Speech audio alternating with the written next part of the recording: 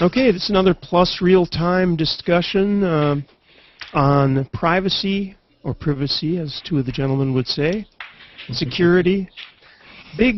Privacy is the big buzzword today, and what we're going to talk about is not the privacy of you giving your life story on Facebook or Google Plus or Twitter, but the privacy of sending emails, possibly IM chat. And at the end, if we have a few minutes, we may talk about encrypted voice communications. You know, the question that comes up immediately with this stuff, and we'll go around the board and see what your impressions are, is, hey, I'm not doing anything wrong. Why do I need to encrypt anything? What would your reaction be, man on the street, Coleman? Well, I know I'm not doing anything wrong. I think that's a pretty fair viewpoint. I'm sure there are lots of people out there, even like me in the industry, the IT industry, who don't really pay much attention to encryption of traffic beyond maybe going to encrypted web pages for online shopping, stuff like that. So it's really when, I guess the common perception is credit card details need to be protected, stuff like that. The day-to-day stuff, why bother? And I guess there's some validity in the viewpoint that there's so much stuff going back and forth all the time. Why would somebody be particularly interested in what I have to say in the context of what I'm doing? So if there's a real reason for me to protect something, then I might look into it, but otherwise it's kind of obliterated amongst all the huge amounts of traffic that go around anyway. But that may not be a valid view, I don't know. Let me react to that real quick, and then we'll pass it over to Keith and then Maxim. But my reaction to you, Coleman, would be that if I had a client and I wanted you to deal with it on my server, I would want to send you credentials, and maybe even a port number, password, a username. And this is a great introduction to Keith. Keith, do you agree with me? I mean, I would never, ever send that stuff over an email unencrypted.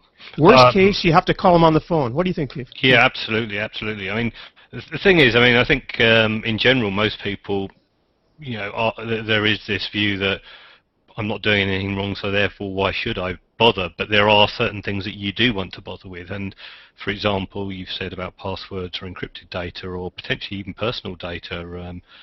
Even maybe information about meetings or work-related stuff, which potentially could be seen as stuff that you want to stop from getting into the wrong hands.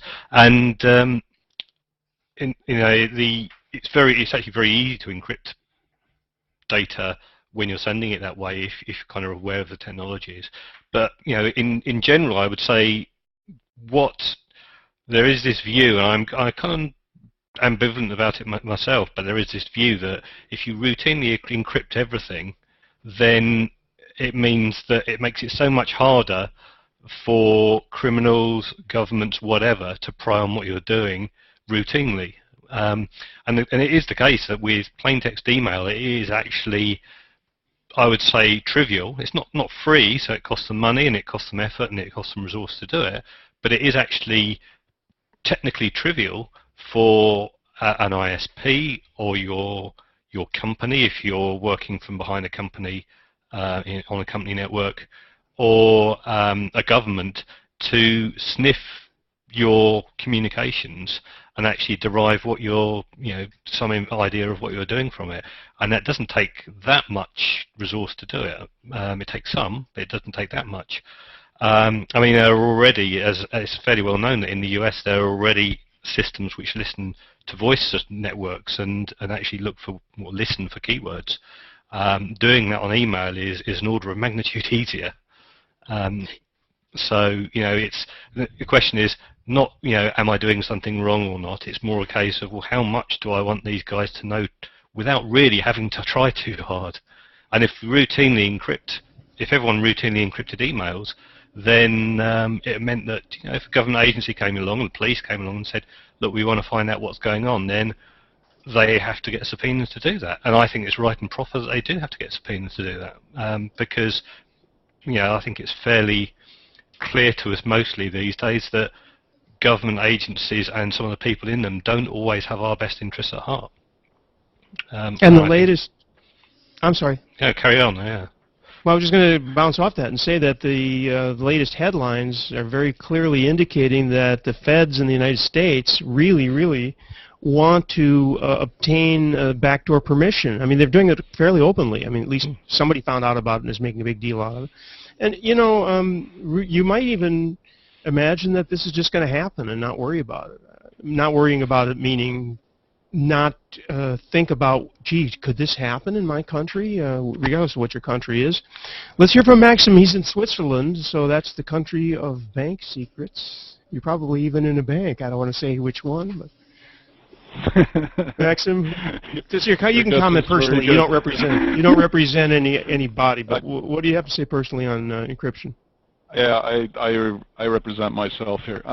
So yeah, I mean, a lot of points have already been made, right? One is identity theft. So any sort of personal data you do want to encrypt, and you're not necessarily protecting them from any sorts of governments, but also from criminals that try to invade your computer using malware whatsoever. The second point, I think, is privacy. And like I said, I'm in Switzerland. Privacy is a big issue here. And I'm happy that it is. I think I'm very glad that we have laws around privacy here. I think the government has no business snooping around in my private affairs. There's also other scenarios I could think of. So, for example, I got my whole family pictures or videos on my computer, and those are very personal things, and I really do not want those to be on the internet. I mean, I've made a conscious decision to not put them out there, and therefore I don't want anybody else to access them either, with the exception of showing them to my own family. So therefore, I do encrypt these files. In terms of businesses, there's business secrets that business plans, for example, that need to be exchanged on the internet, and cyber spying. I don't want to use the word cyber, but spying on the internet is a reality, and therefore you need to protect yourself against that. And it's not like you don't have to do anything wrong, but sometimes you might want to have an open and honest conversation, for example, about your employer, that where you have an opinion, and they might not like that opinion. However, you do want to encrypt these type of things. So there's a lot of things I can think of where you do want to encrypt your communication, be it email or be it voice, that have nothing to do with anybody doing anything wrong. Absolutely. The first point I wanted to ask about, and we'll see, I'm going to ask Keith, and we'll get Coleman's and Maxim's reactions. My first question was, what is a reasonable expectation of privacy without encryption? You're probably going to say 0, but go ahead. I will say absolutely 0.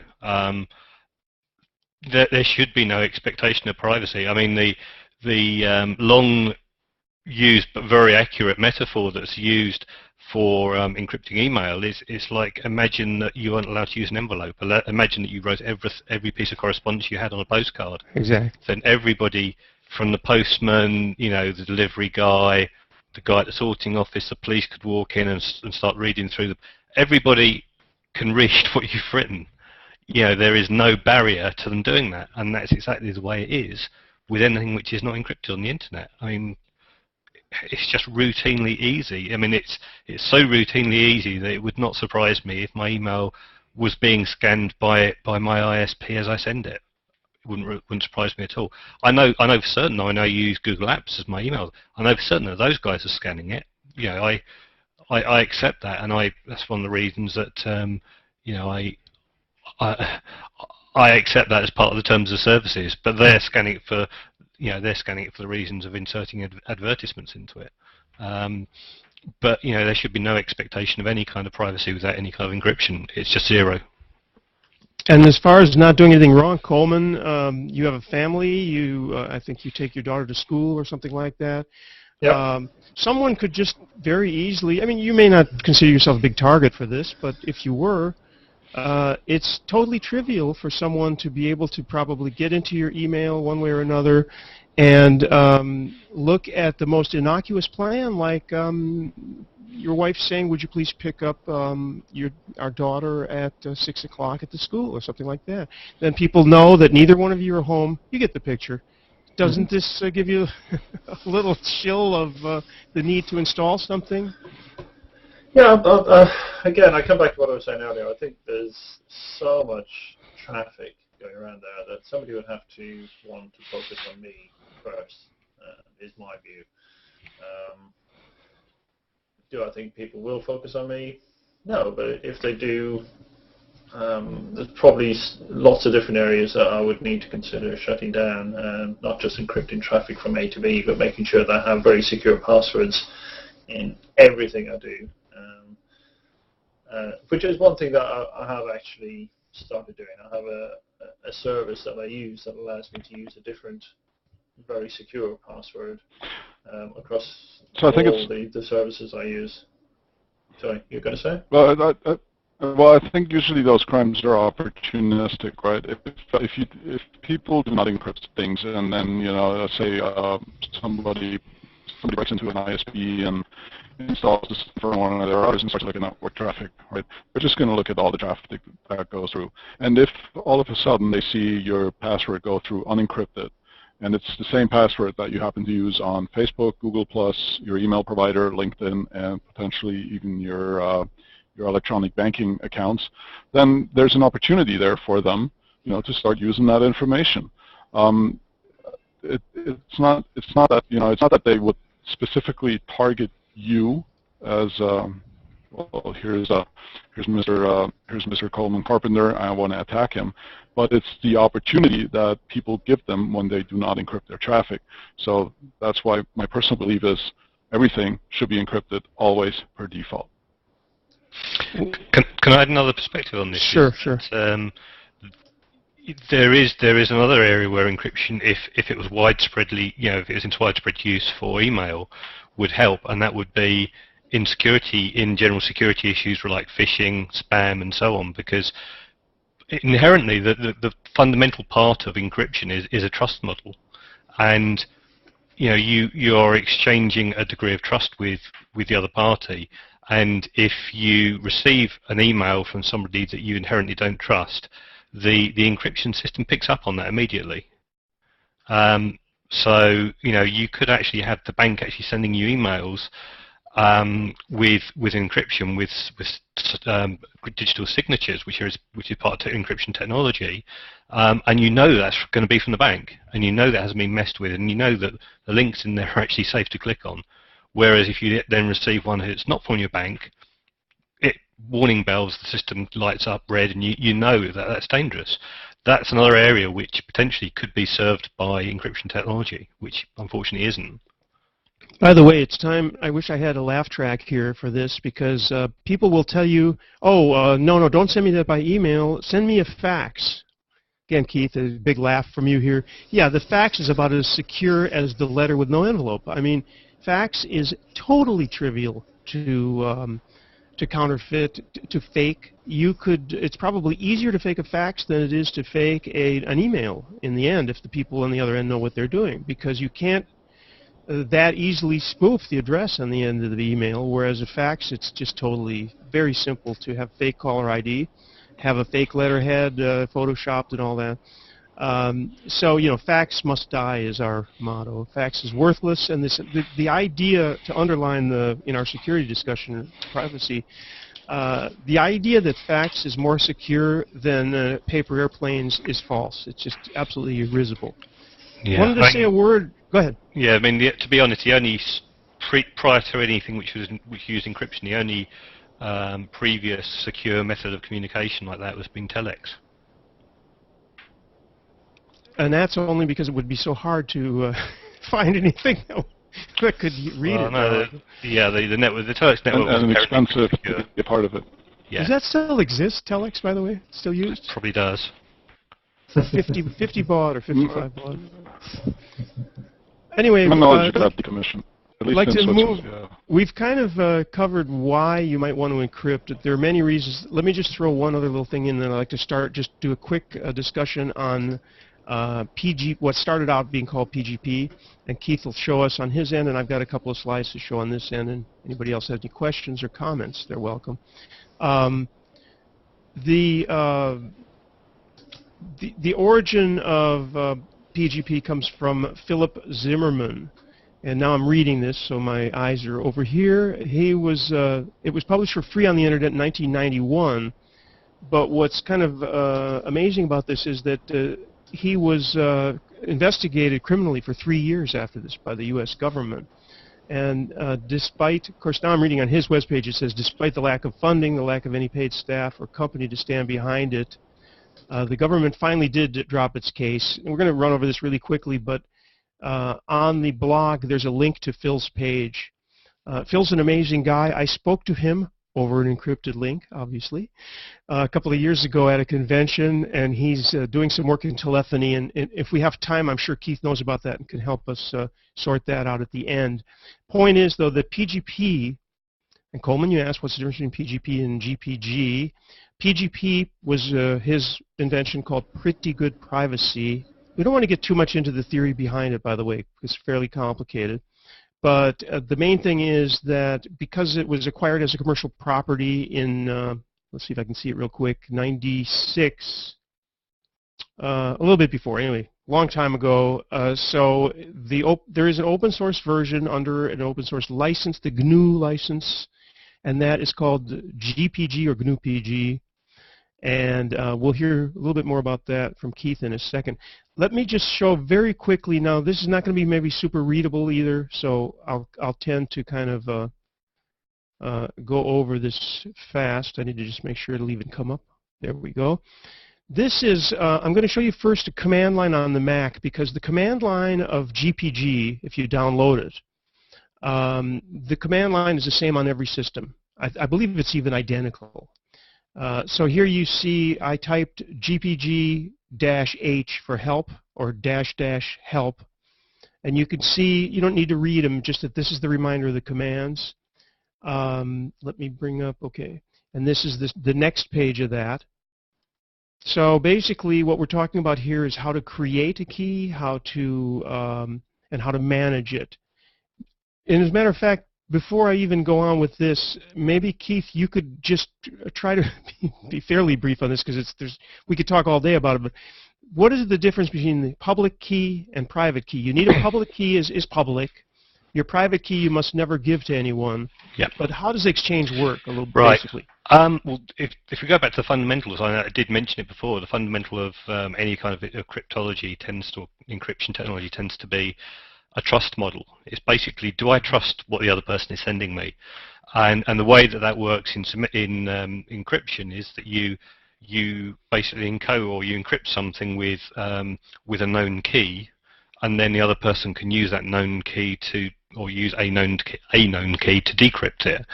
So the classic example in the internet is secure websites where you're using HTTPS, and that uses a thing called symmetric encryption technology. And with symmetric encryption technology, you have a single key which is used for both encrypting and decrypting the data.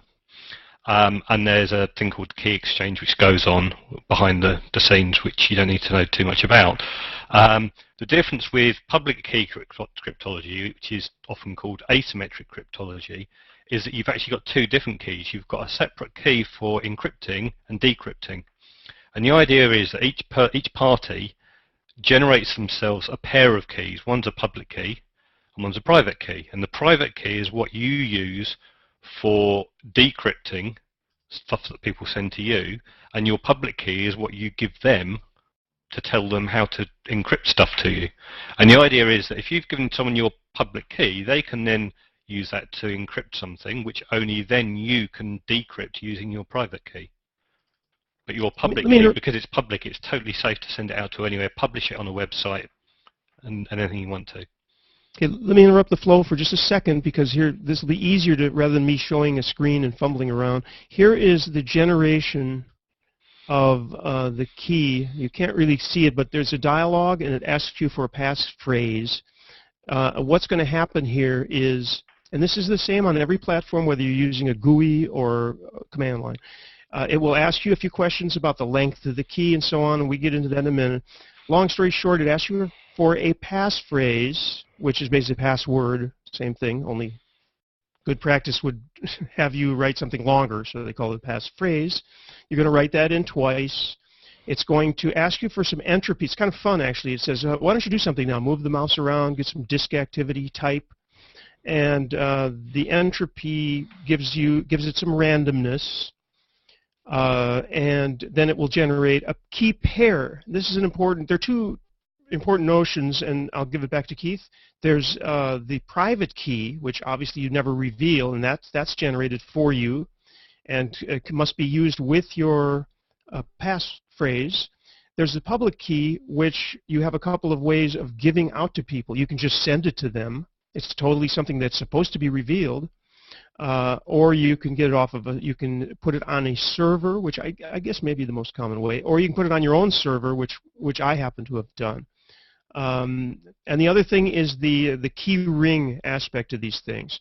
So Keith, back to you.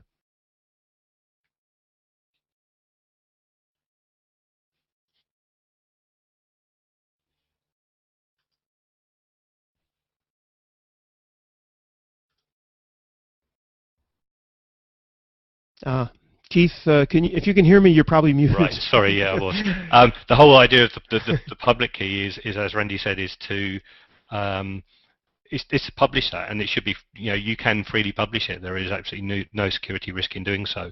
And the whole point of it is that anybody who has your public key can then encrypt stuff, which only then you can read. So if they want to send you an email, they use your public key. They encrypt the email with your public key, and they can then publish that, and they could publish it onto a website. They could push it out over email. If someone sniffs it, they won't be able to read it. All they'll get is a block of what appears to be random text, and only you can decrypt it using the public key. Now, when I talk about only you, I'm talking about, generally speaking, the only you. I don't doubt that somewhere some of the larger governments have got enough computing power that they could probably brute force attack some of this stuff and actually derive the key and decrypt your stuff after a lot of effort. But it's not trivial. It certainly requires effort and more computing power than anyone but the largest governments probably actually have. And then the idea is that you collect public keys and you store them on a keyring program. And I can demonstrate a keyring program if I screen share this. I use a tool called KGPG, which comes shipped with my version of Linux, and probably comes shipped with most versions of Linux. And it's basically a key management program. And you can see here I've got a whole list of keys from various people that I've exchanged emails with, including a Randolph Resnick there. And against each of these, I have a degree of trust, which really this is really just it's like a maintenance thing to allow me to decide when I'm looking at something. I can decide whether or not that's somebody that I actually know and I've exchanged details with or not. Yeah, and there's a lot of programs around like this which will work on Windows, which will work on Apple Mac. There's several versions of this type of program for Linux, and it just it's like an address book really with an added encryption keyring capability. And here's a mail that I sent you.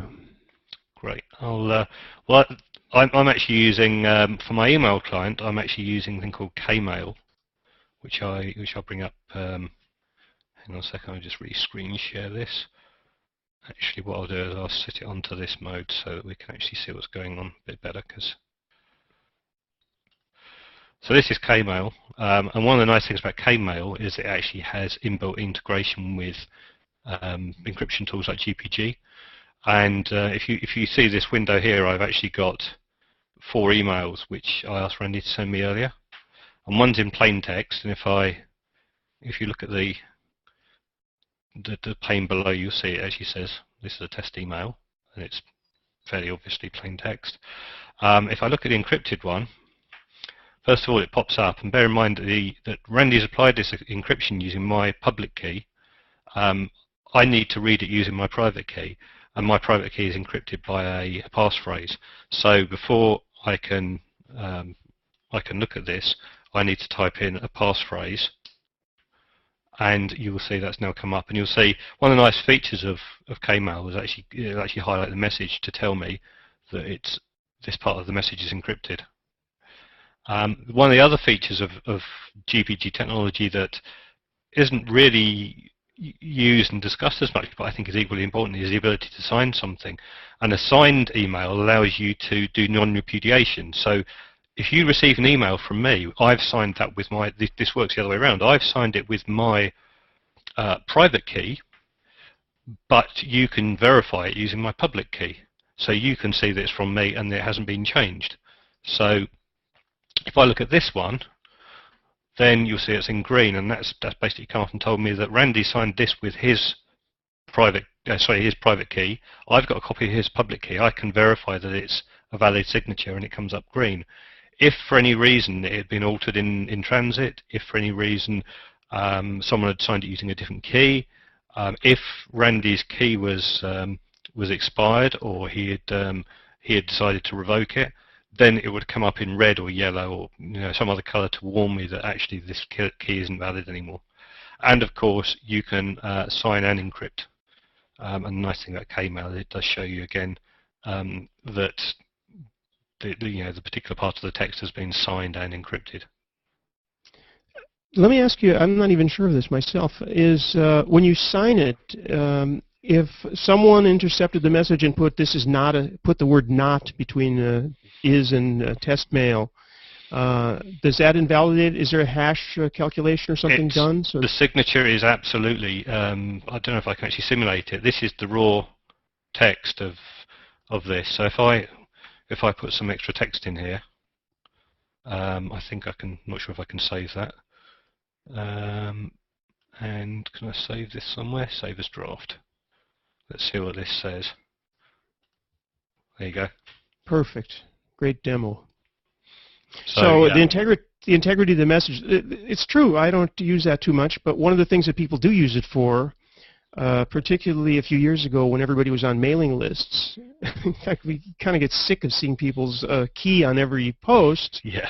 But on the other hand, they can never say, "I never said that" again. Exactly. Yeah. Unless the key's compromised. Absolutely. So there's always a little crack in all of these things, which is unless your key has been compromised.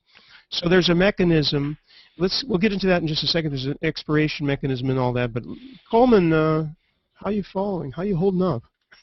Yeah, it's good. I was kind of aware of the whole encryption, decryption process anyway, but not in terms of then integrating it into a mail client like Keith has done with Kmail. Whilst you're talking, I was just briefly looking, because I'm an Ubuntu user as well, so I use Thunderbird mainly for email, but there is an add-on for Thunderbird to integrate. Excellent. Enigmail is excellent. Well. Works very well. Yeah, and I was going to mention Enigmail, and it's actually very easy to install with a tool like Ubuntu. It's, I think that's quite a development. I think those tools, when they initially came out, they were all targeted for Windows and Mac, right? And it was very easy to use there. And way back, I'm a long-time Linux user as well, and it was very difficult to get it integrated, and they come a long way to integrating tool into pretty much every operating system now. So it's just very easy for people to start using it, and there's really no excuse to not do it. That was a great demonstration of packet loss, but I think we pretty much got the gist of it, unless that was only on my end. Maxim is on a 3G connection, by the way, in case anybody's wondering. I think we kind of heard that there. Let's look at the mechanisms briefly, Keith, if you will. First of all, there's an expiration date. Now, the lazy man like me would tend to put it either 10 years from now or forever, but it's probably clever to expire your your keys, and also you need to be able to, and I forgot the word for this, but you need to be able to destroy the key, invalidate it, I guess. So, however, depending on how you put it out there, for example, if it's on a server, it's a little bit complicated, actually. You have to go tell the server you want to get rid of it, and so on. So, tell us a little bit about that. It depends on the software, really. I mean, it's actually not too difficult. I don't tend to. I mean, this is kind of a view of my key, and you'll see that I've set the expiration for unlimited. I think if I was routinely using it more, I would probably limit the expiration a bit more, but it is a pain having to suddenly, because if you set it for like 2 years time or something, it's a bit like SSL certificates if you've ever had to deal with those. You suddenly find it's expired and everything stops working, and you suddenly are in a panic, and it's usually the worst time possible for you to need to change it. So I tend to leave mine as set to unlimited on the basis that I've got a high degree of confidence in the security of my local IT systems where I store the key. But I think it's always useful to be cognizant of the mechanisms you need to what they call revoke. Revoke is the word you're looking for, to revoke a key.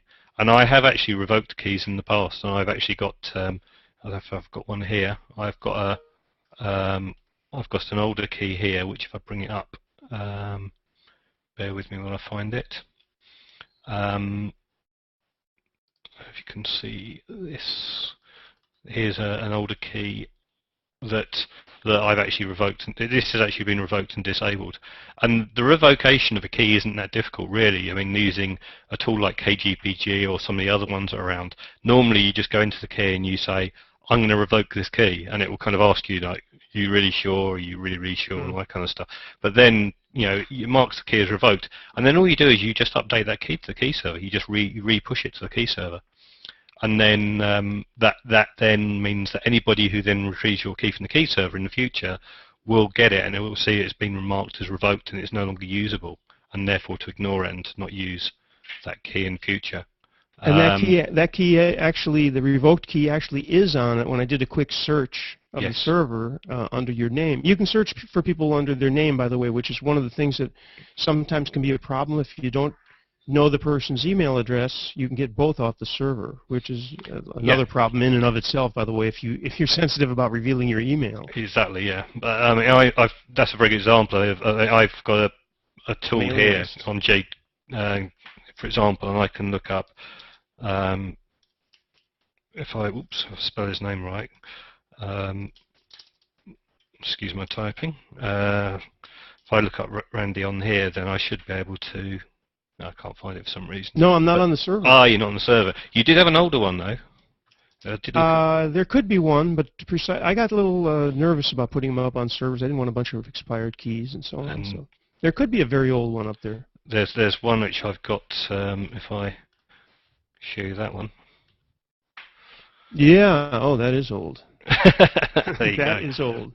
So that goes directly to spam now. Yeah.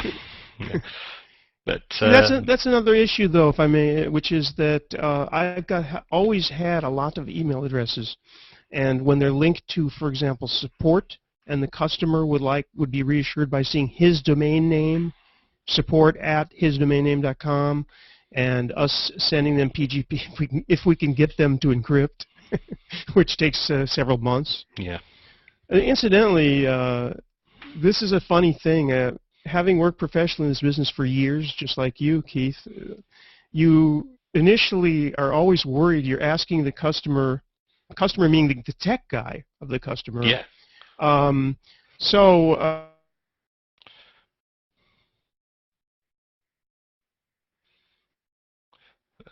Randy seems to have frozen. And I thought it was on my end. I bet he's dropped out. It's an ongoing issue with.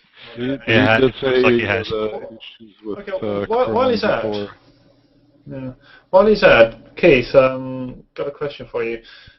Sure. With encryption, I'm assuming at the moment that it needs to be handled on a desktop client rather than in the cloud, as it were. So if I use Google Apps like you, is there a way in which I can encrypt emails from Google Apps to customer and back? Well, that was certainly one of the. That's certainly a big